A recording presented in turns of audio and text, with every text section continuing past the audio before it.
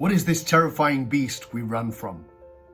You've been running your whole life, but the beast is almost impossible to escape.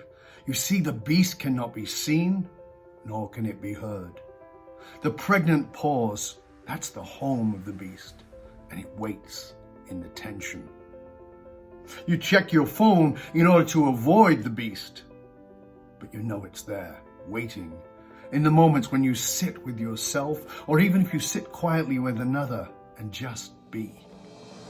For many, those moments between the anxious tension and the need to make noise, they can be unbearable.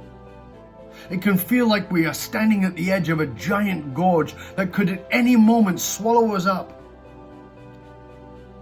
And maybe we'd never be the same.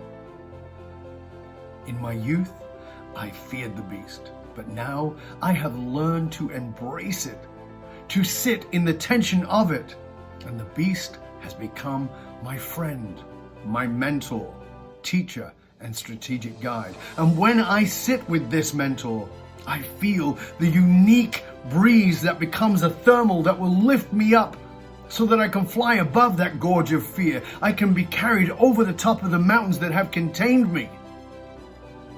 The wonderful twist is this: the beast is actually an angel named Silence.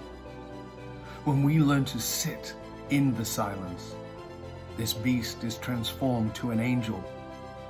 And if we wait, the angel will come to meet us, because silence is the home of all prayer. What we insert into the silence becomes a prayer that the angel will carry all the way to heaven.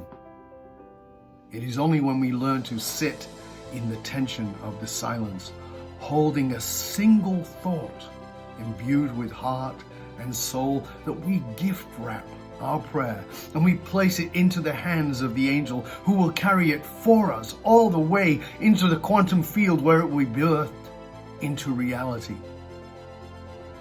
Dragon leaders learn to befriend the silence. So I'm curious, will you allow yourself to continue running from the silence, or will you turn into it and make it your friend and your mentor?